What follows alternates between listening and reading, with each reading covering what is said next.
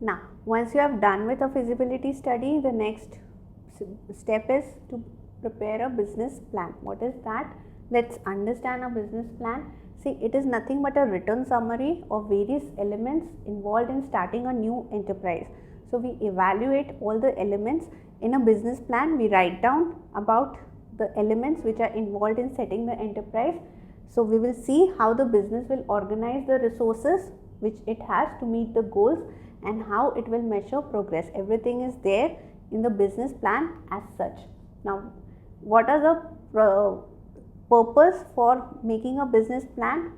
See, it provides a blueprint of actions which are to be taken in future. As such, a business plan will guide the entrepreneur in raising the factors of production which are required. It will serve as a guide to organizing and directing the activities of business venture. Next, it will help in measuring the progress of the venture as such, and it will communicate to the vendors, suppliers as such, investors, and about the initiation and the programs of the business. So basically, a business plan will be a one way of informing to my investors, suppliers and vendors about how I am planning to take up the product. As such, it will help me in evaluating the cost of production which I'll have in terms of labor, equipment, etc.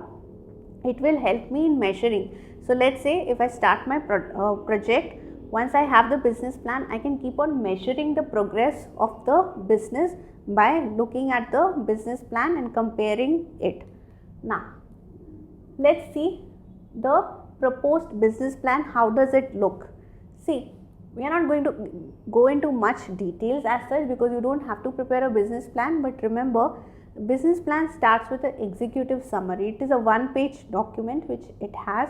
The one-pager executive summary which is there is basically summarizing what exactly the business plan contains and what exactly the intention of preparing this business plan was, what you are intending to show or highlight to the investor. So this is all in executive summary as such. Then comes the general introduction where you will tell about the organization, you will name the promoters, you will tell their qualification as such. Then comes your business venture. What exactly is the business all about? What you are planning to introduce? What this product is all about? Why you are planning this product? Then you will say what kind of business organization you are. Are you a company? Are you a sole proprietor? Are you a partnership? So that would be the next page or next section of your business plan. The next section would be the production plan. So if you are producing a product, what would be the plan? How you are planning to bring in the various cost of productions and how you are going to go about in terms of production. Then you will speak about human resource plan. How much employees would be required? How you are going to hire them? What would be the cost? And how much productivity, employee productivity is expected as such. Then you will see the marketing plan. That is why the customers are going to like your product. What would be the demand scenario? How much you are planning to acquire in terms of customer base, which markets you are planning to go, what is the reason for going into those markets, etc. All this information would be in your marketing plan. Then comes your financial plan. See, financial plan would be future projections. Now that I have explained the investors, the suppliers and other users of business plan that these are the product I am wishing to launch, this is the reason I am launching, this is the way I am launching, this is the marketing plan. Now I need to tell them how I am planning to earn revenue from it, how much revenue I am forecasting. So that would be based on the number of customers I am acquiring in terms of price or profit which I am earning on every product being sold to them. So the financial plan has a detailed about the finances. If you are planning to borrow, then you will also show that because you are planning to borrow from banks, so this would be the cost of funds, and this borrowing is going to affect in this manner when it comes to business plan.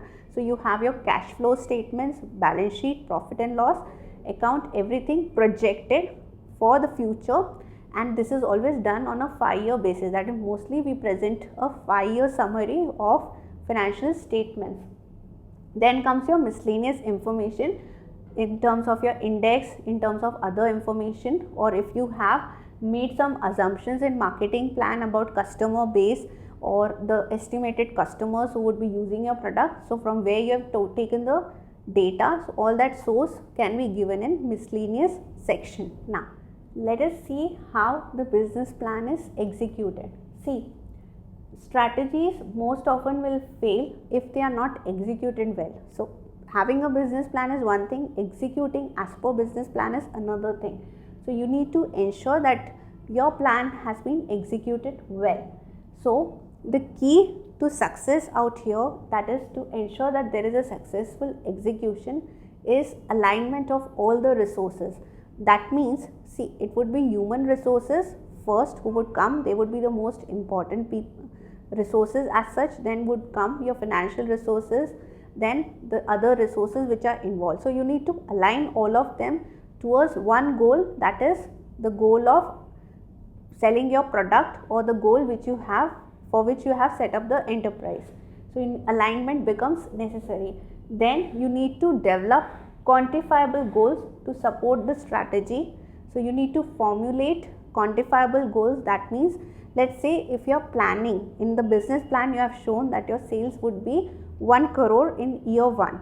So now suddenly you just cannot get up in the month of March, which is the last month of your financial year, and say I haven't achieved that 1 crore sales. What you have to do is, the moment you start, that is, let's say you started from April as a financial year, so you need to plan that this much sales I need to have every month to reach my or achieve the target of 1 crore. So quantifiable goals are required. Then comes regular evaluation.